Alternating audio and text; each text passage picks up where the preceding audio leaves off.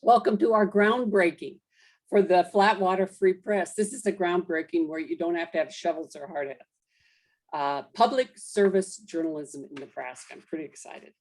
Thank you for sharing your time and your interest this morning to learn about this exciting project for all of Nebraska.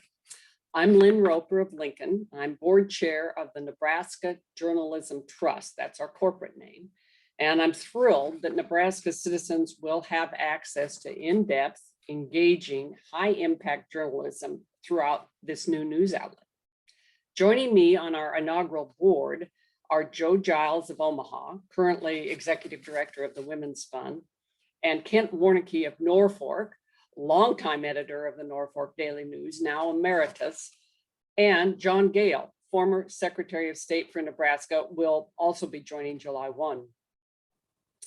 I believe in the importance of local news and that a journalist's work can hold power to account, which I think adds to the effectiveness of our democratic system. The Flatwater Free Press will report and write stories with statewide relevance and importance, focusing on investigative reporting and rich storytelling for the benefit of all Nebraskans. About a year ago, I was personally ecstatic to learn about this new endeavor. This was after they had completed a year-long feasibility study, and including statewide interviews with news organizations, with community leaders, and with potential funders. The outcome of this study was very compelling, and it included even funding commitments. So I'm involved because I think this matters. I think it matters to our state. I believed informed citizens participate more in self-government.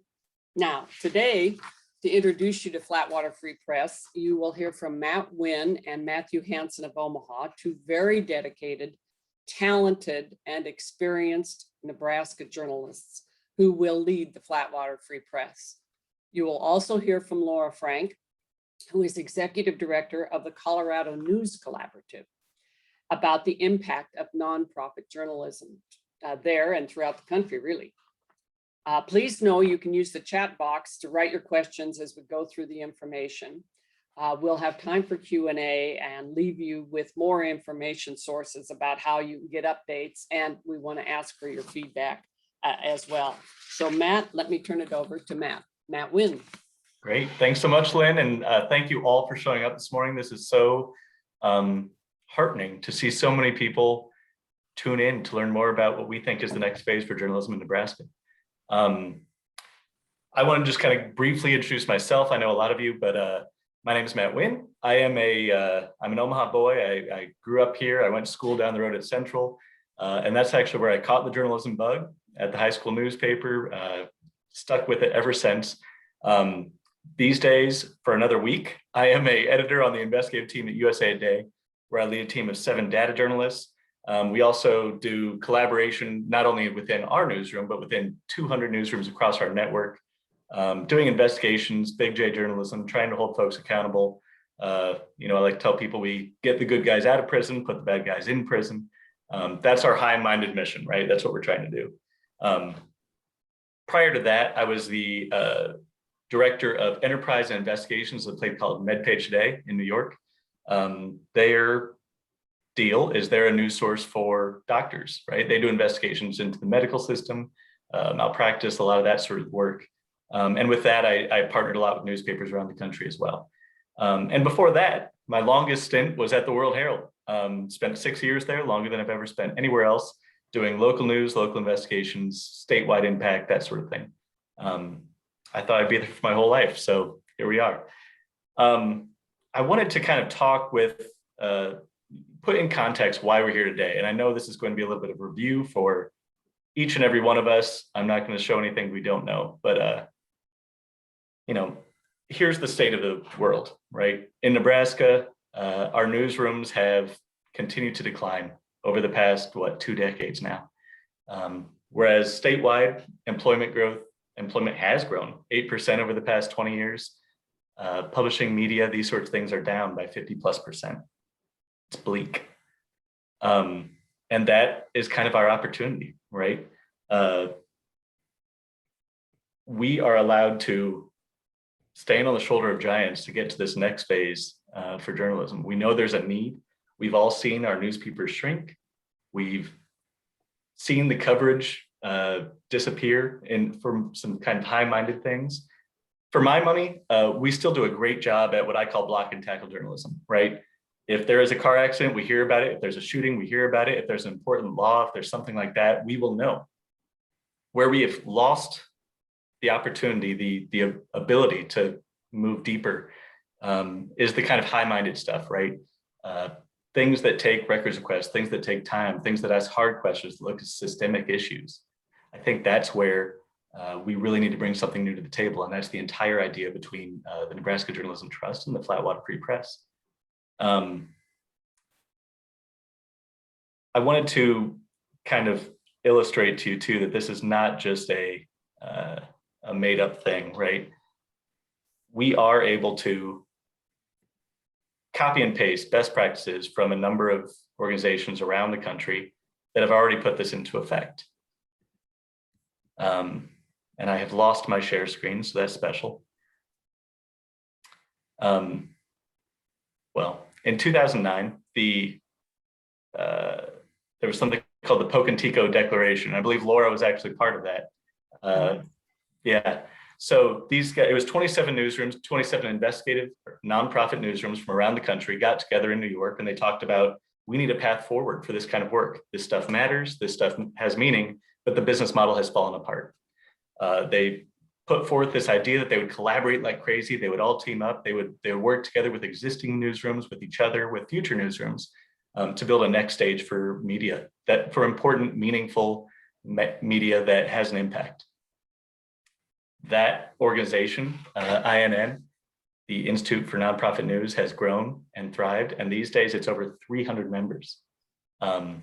They are across the country. They're doing a variety of work. It's not all nonprofit news, or it's not all investigative, rather. They do, community groups. We've got people looking at just attending city council meeting and that sort of stuff. They're all over the place, and they are really making things hit. They're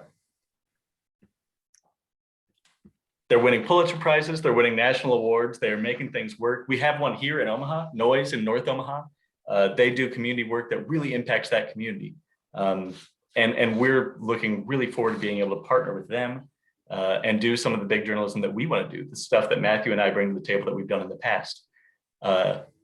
We can, again, copy and paste the best practices, the sustainability, the model that these guys have pioneered for the past 12 years. Those 27 newsrooms, again, have grown. There are hundreds of these now. There are different models, there are different ideas for making this work. And we can take what we think is a uniquely Nebraskan approach to a nonprofit newsroom. I can feel myself getting to the point where I'm going to start just blithering, and I can absolutely do that. But instead, we will hand off to our next speaker, Laura, who can tell us a little bit about how things have worked there, and how we might be able to learn from what they're making happen in Colorado and across the country. Oh, thanks, Matt. I will blither a little bit. I'm Laura Frank, and I am the executive director of CoLab, which is a bit of a unique animal. We are a nonprofit organization that works with other news organizations, both nonprofit and for-profit. We have more than 200 journalists from newsrooms across the state signed up to work together that represent more than 140 news organizations. But I'm also the chair of the board currently for INN, and I was, as Matt said, one of the co-founders of INN, and that's because 12 years ago, I was an investigative reporter at the Rocky Mountain News when it closed. And I started something called iNews, which was short for the Rocky Mountain Investigative News Network. And that was, as the name suggests, a nonprofit newsroom where we were helping other newsrooms do investigative reporting because none of them, well, they were all losing capacity, as Matt's kind of shocking graphic shows is still happening. So when he asked me to talk with you all about the impact of nonprofit news and collaboration, I jumped at the chance because it has had tremendous impact in Colorado. We do three things at CoLab. We describe them as better news, more trust, and faster innovation. So we do better news, better quality news, working with those 200 plus journalists and 140 newsrooms, doing collaborative accountability journalism. Sometimes it's classic investigation. Sometimes it's just something that those newsrooms would struggle to do alone. Our COVID coverage was statewide because we could all work together. We've done, voter guides because we could do that all together. We recently, I have a staff of 5. And 3 of those folks are veteran journalists, much like Matt and Matthew. Apparently you have to have that name to work at Flatwater Free Press, but they can move beyond that eventually. We have 3 veteran journalists who come from both the print and online, well, all 3, and broadcast fields. So we can cover all platforms. And I'm just going to share with you a couple of examples. And this is of impact. And this is one of my favorite. When, we're all in the throes of the pandemic, we knew that mental health was really suffering. And it's something that's a huge issue here in Colorado. Likewise, I'm sure there in Nebraska.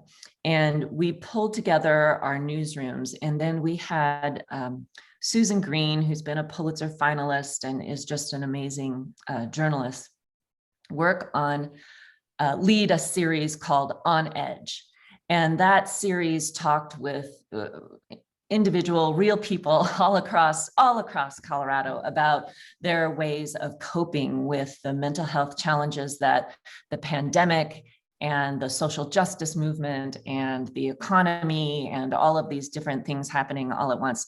And because we're focused not only on better journalism, but also more trust and faster evolution, we helped news organizations not only tell those stories and tell the statewide story, but we also helped them sell sponsorships around that content. And we helped them have a statewide public engagement streaming live on YouTube panel about what people could do if they were struggling with mental health challenges and where to get resources. And we know that the impact of that was people reaching out to get those kinds of resources. And we also know that the impact was that individual news organizations became stronger. They sold sponsorships, they got more subscriptions. I mean, everything from the North 40 News, which is basically one person trying to do news in northern Colorado, to the Denver Post and the Colorado Sentinel, 2 of the largest news organizations, and Channel 9 News had found increased subscriptions and more ads, because Lynn is absolutely right. People need this kind of content, and it makes a difference in their participation in civic life. We know that there are studies that back us up. It's not just our innate knowing it. There's evidence that happens, and we can see that beginning to happen around this for people. We also know that the need is very great, and we are trying to go beyond that for folks. So I'm going to pause there and find out if we have any questions that people want to know on how we're structured, or how long it took to build something like this. I want to be responsive to people's needs, because I can go on and on talking about these kinds of things, or INN, anything. I would recommend that if Flatwater hasn't already, to go ahead and apply. I'm also on the membership committee for INN, and I can tell you, even though you're just getting started, you can still be a member of INN, and that brings all kinds of resources. The great news is you don't have to recreate every wheel by yourself, because there are resources out there We are an INM member. Oh, thank you then for I've that. already seen it. Sorry. Well, once it went past 300, I couldn't memorize it. Yeah, we're a member. It's a great organization. And I agree, kind of the resources that come to bear as a new group, as getting off the ground. It's been a huge resource. We were at INM days earlier this month and we learned a lot of things there. And it will be a resource as we continue to grow. It looks like there is a question for you. Curious how Laura's organization handles back shop functions, IT, accounting, publishing, and then there's a question about Flatwater, and we can talk about that after our early discussion. That is a great question about the back office functions. And that's one of the things, because CoLab is kind of a hybrid between a traditional news organization and a support organization for other news organizations. It's something that we think a lot about, and we help connect people to resources. Maybe it's through INN, maybe it's through individual things. CoLab actually just helped you all may have seen the news about Colorado Community Media, which is 24 newspapers ringing the Denver suburban area that probably would have been snapped up by a hedge fund or something similar had they not gotten this help or becoming a public good corporation, PBC, public benefit corporation, and we helped that happen. But there are also things, we offer health, all our benefits through something called JustWorks, which offer, reasonably priced benefits, which is some people might think is an oxymoron, but they're actually out there. And I recommend that for people because you really, you have to take care of people who are doing this important work. And so that was something that was really important to me to make sure that my team could have health insurance and life insurance and even access to a 401k. Right. Well, Laura, thank you so much. We are on a super tight, we scheduled half an hour for the first bit, and then we'll do a little bit of Q&A afterwards. If you want to hang out for that, that'd be wonderful. If you've got things to do, I understand. Thank you so much for your time this morning. I really You're appreciate welcome. it. You're welcome. I'll hang out for a little bit. Great. With that, we're going to move to Matthew Hansen. Matthew is, one of the best reporters I've ever had the pleasure of working with. And he has graciously agreed to join us in getting this thing off the ground. I'll just throw it to him and let you take it from here. Thanks, everybody. I'm scheduled for 5 minutes. I've had 3 cups of coffee. Let's do this. A long time ago, another young reporter and I, all the way back in like 2010, we used to sit at adjoining cubicles and at the World Herald and brainstorm and dream on the future of Nebraska journalism. We had legit worries. How could the current system survive? And if it started to crumble, what would come in its place? That part of the conversation was scary, but the rest of our conversation was not, because way back then, we were imagining and sketching out what the future of journalism might look like in Nebraska. The person in the adjoining cubicle was, of course, my fellow Matt Wynn, and I'm honored that after he worked on this project for a couple years, he has hired me to be the editor of the Flatwater Free Press. So let's talk about our journalistic vision. Start. I'm the same problems you did, Matt. Technology, man. I don't need slides. Let's talk about what we won't do to start the journalistic vision.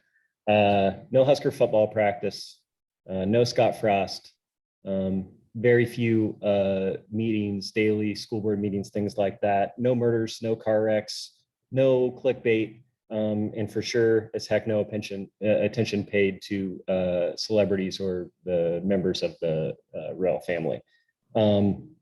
That's not to demean a lot of that coverage, by the way, in fact, except for the royal family coverage, I for sure demean that. As Matt said earlier, we still have this block and tackle journalism in Nebraska. To use another analogy, There are people still tending the journalistic topsoil, as it were, many of them doing it well. The point of this project is not to duplicate or to compete, it's to go deeper. So if that's what we won't do, what will we do? Important stories well told is our tagline. I really love that tagline. I love it in part because I came up with it, but I also love it because I think it captures the essence of the two-headed journalism monster we're trying to build here. Like I said, we're going to augment and not compete. We're going to do it in two ways. Track one, we're going to hire and unleash talented and dogged investigative reporters.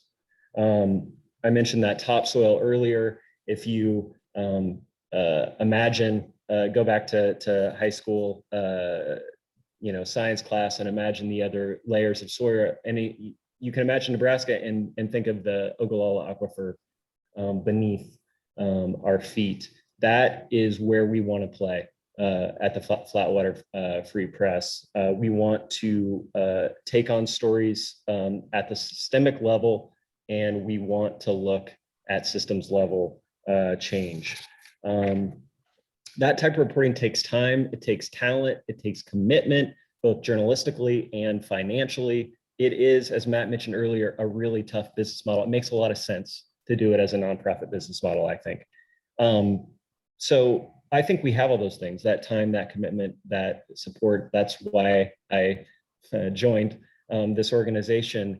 And I think that what we're going to do is do great work that turns heads in the cities of Omaha and Lincoln and the state of Nebraska and eventually around the country. That's certainly my goal as the editor of the Flatwater Free Press. So that's track one. Track two, we're going to locate and empower talented freelance reporters from all over the state, from every community in the state. And they are going to write the sort of stories that show our nuance, our confusion, our complications, our hypocrisy, our mysteries, our imperfect glory, stories by Nebraskans, about Nebraskans, for Nebraskans, stories that show us what it means to be Nebraskan. I had a very dramatic shift to my final slide at this point. You can just imagine it.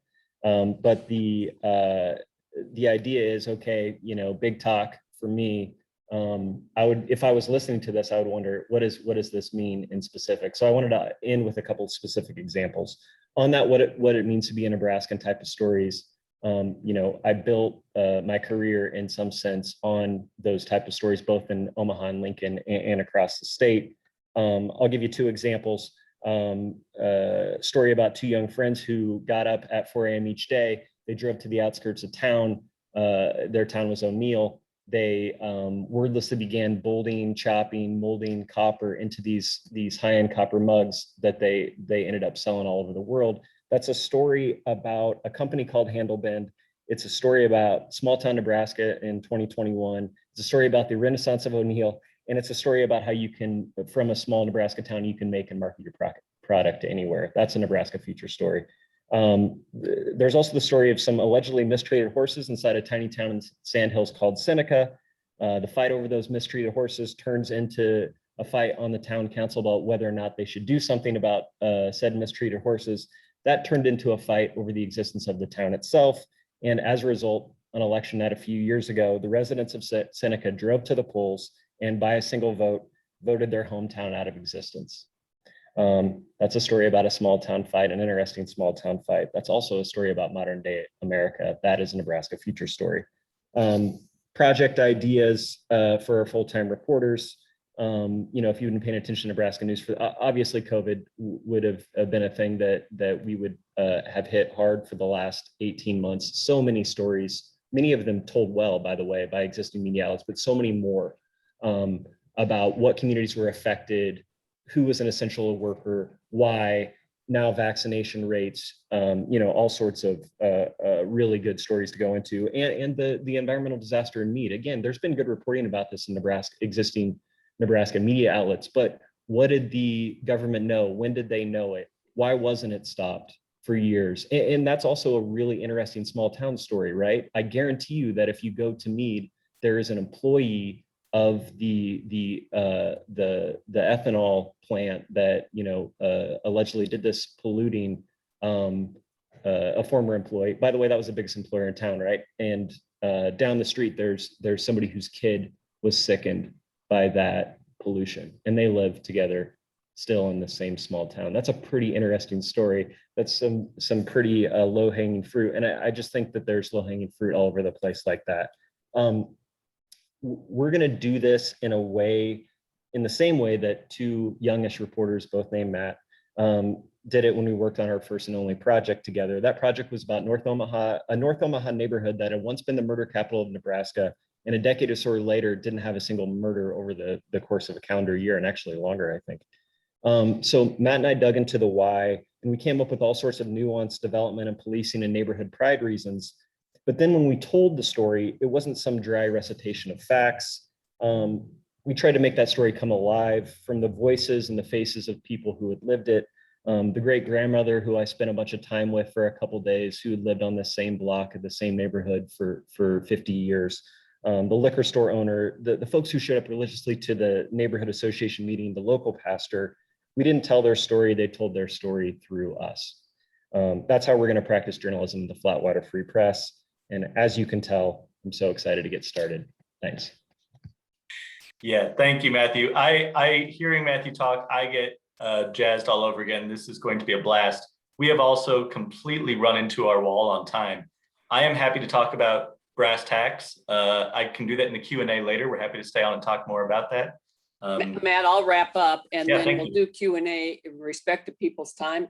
Stay on, but if you need to go do something else, that's fine. Clearly, our goal is to create a nonprofit, nonpartisan newsroom dedicated, as you can see, to thorough investigative journalism and to dig deep and examine these significant issues facing our state. Our funding goal is a broad base of support, and we've learned from others. About half of the funding and other endeavors comes from foundations, and then the rest from individual sponsors, Founders Fund, and individual memberships eventually.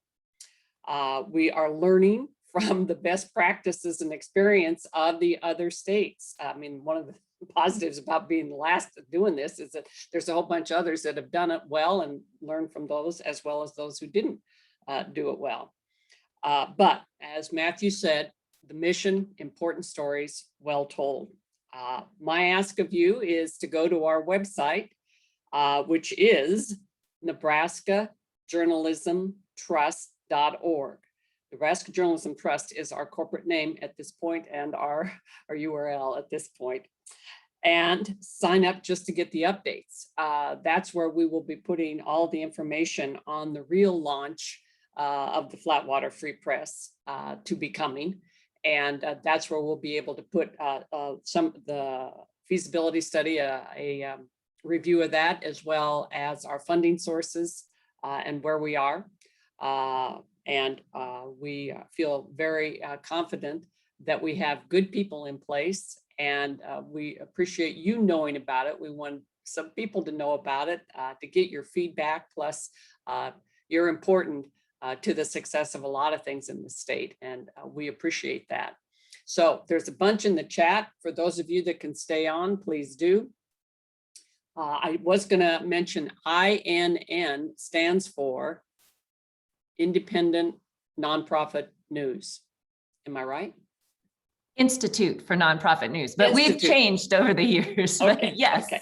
same And that's idea. obviously the umbrella group of like-minded groups throughout the country now, numbering 300, Laura says.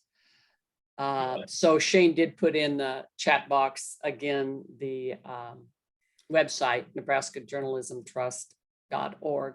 And the good news is that we didn't hire either Matt or Matthew to run the website, because clearly today demonstrates these two are great with the written word, and maybe that electronic skill set isn't quite there yet, said the woman who didn't have to do that today. So, but let's see. Are we going to seek being credentialed by the governor's office, Matt? Yeah, that's a great question. We met with the World Herald editors last week, and they had some advice for how we go about doing that. They would, their idea was, look, you should definitely try it. We are obviously a nonprofit. We do have funding from several organizations. Those include the Weitz Family Foundation, the Sherwood, Logier, Mammal Family Foundation, the Nebraska Community Foundation, Platt Institute, and then Good Words Foundation out of New York.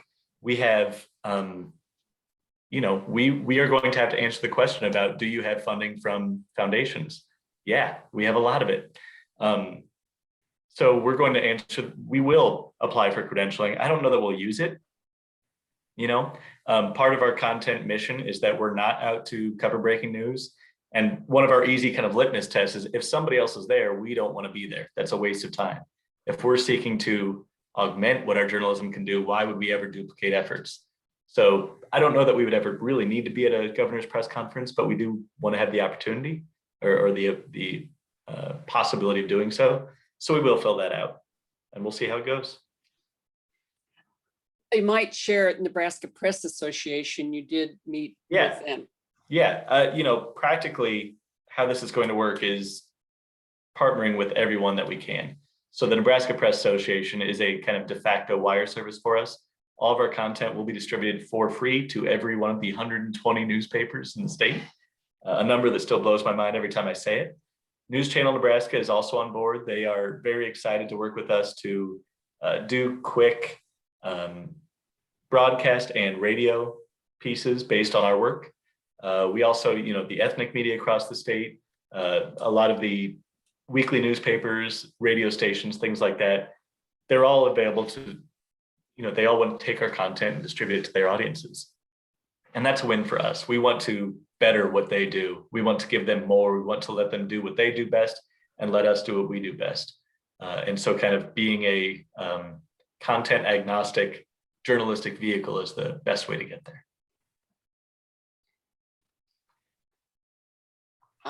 Q&A. Let's see here. Yeah. What's our projected annual funding to run the organization? Yeah, our budget is about $600,000 to $700,000. That is a tight, again, we're a last one in line. We can kind of copy and paste our way to success here. What that gets us is a very small staff. It is an executive director, it is an editor, it is 2 to 3 full-time reporters, and then it is a big freelance budget. As Matthew talked about, the idea of getting stories from around the state, things happening in these communities that have not been told to a statewide audience, that is baked into our budget. We hope that will grow over time. We hope that it will grow to encompass other beats maybe that we're not envisioning at this time, or other avenues of coverage or other places of coverage, or, one thing that we know for sure is the idea we're cooking up and talking to you about today is not where we will be in a year or 2 years. And we want the flexibility to deal with that when it arrives. But we think that what we have pitched here is a kind of minimum viable product. This is the way that we can test this idea, we can experiment, we can learn, and we can react quickly. If we need to do something else to do the best journalism, the most meaningful journalism for this state. Platforms. What platforms will you be using to push the stories out apart from a website? Yeah, we do have a website. We are working on that now. All of our stories will go there. That'll be where they're initially published. They will be freely distributable, again, to anyone that wants to take them. Any news site around the state can take our stuff at no charge and put it on their site or in their paper or on the radio show or on the TV station. We'll be on social media, all the traditional kind of channels. I mean, look, as journalists, we have grown massively. It used to be you just write your story in the CMS and you call it a day. Now there's 10 different avenues to do it. YouTube's out there, podcasts are out there. We are platform agnostic. Our content can live however it needs to live. Text is our native language, so to speak, but it's also the most flexible. It gives us the most opportunity to put things out however makes the most sense with whoever our best partner is for that particular story. And envisioning a newsletter to alert people to publication, I think, right. Of stories. Yeah, we talked about a weekly email newsletter that highlights stuff that we're working on, and also potentially stuff that other good reporting from around the state of Nebraska. Right, exactly. Will Flatwater be an quote AP Reuters-like service? Will you have your own website or whatever readers can access directly? And I think you guys kind of answered that, yes. Is that right? Yeah, I mean, I would, if the AP exclusively did investigations and enterprise, they would be a direct analog, right? Our content will exist on our own website. It will be freely distributable across the state to whoever wants it. And we will partner with them in creating those stories as well. We've had great discussions with media organizations who, and Matt mentioned some of them, but I've been really excited by how excited media organizations are to partner with us. So I think that those are going to really blossom into beneficial relationships for both us and for them and for readers. Yeah. Looks like there's another question about our timeline. Mhm. Yeah, July 1st, Matthew and I will start, and we will spend the first 2 months doing things like hiring our reporters and going out and meeting with folks. And Maxine had a question in the chat about heading up to, we're happy to do that. We're really hoping that that's one of the things that comes out of these information sessions is making connections with people who need to hear about this, who might be able to help us come up with stories or find those reporters or whatever else makes sense. We plan to hire reporters to begin in September, and publication would then begin right then as well. We have a story list that is dozens long. It's really one of the most fun things I can do is look over that story list and all the work that we're going to bite off that's there, the low-hanging fruit that we can get, these important stories that matter. And you will start seeing those this year. Yeah. The other thing, and I mentioned this to people that have done organizations before, we have been spending a lot of time on infrastructure. And I mean, everything from office space to how do you do a payroll. And fortunately that with the world of entrepreneurs these days and INN, which offers us an avenue to be in a co-op kind of thing, we're able to get all of that accomplished and get that sort of stuff done. And so we're there. Budget, we have a 3-year funding source, and and we have a match to raise, and we are 2/3 of the way through that. So we're comfortable that we've got cash flow for a while, but obviously we are just at the beginning. This is really embryonic in terms of our fundraising, but we've had really such great response initially that we're feeling very comfortable that we're ready to launch. When will we see the first edition, so to speak? And I won't hold Matt or Matthew to that, but hopefully in a couple of months. Yeah. There is a question too about cadence. We plan to publish 1 to 2 stories a week. It's not, that's not hard and fast. It might be 4 one week, it might be 0 one week, but the idea is a regular, steady stream of impactful, meaningful stories from across the state. Question about long-term complicated investigations. Do you envision being able to do that? That's our whole mission. My team, I have been on a story for 1.5 years right now, and I have to hand it to the next person, right? It's not done yet. That's exactly why we need this. That is the kind of capacity that has fallen out of our local media. It used to be that there were people who could bite things off for 6 weeks or 6 months. And I think that's a much harder case to make here in 2021.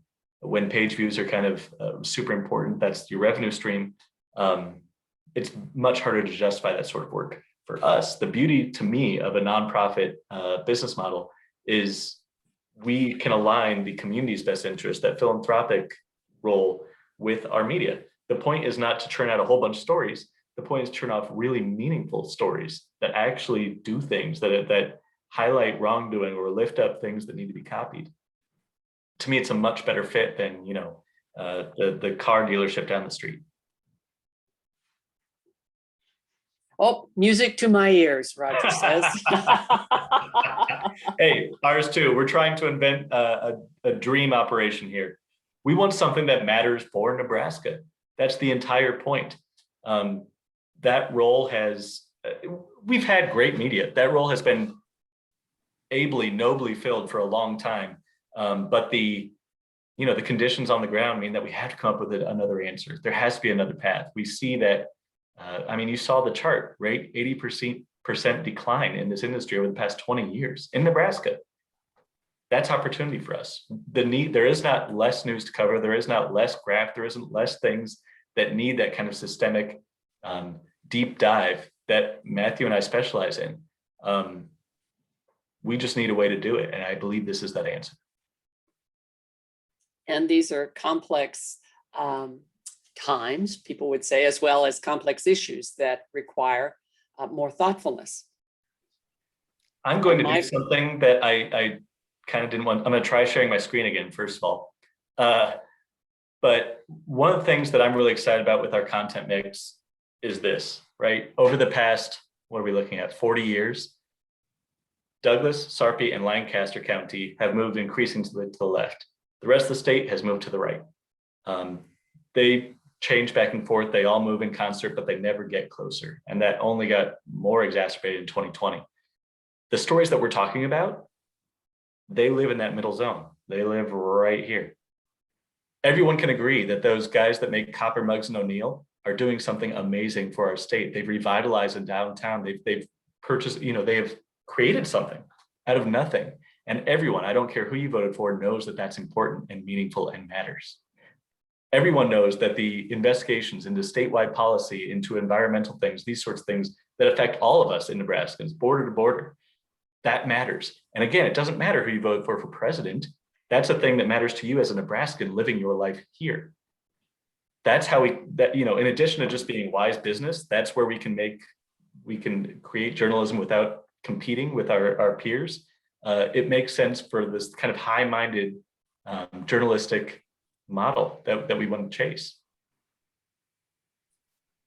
Well said, and welcomed too. Well, I think, are we ready to wrap up?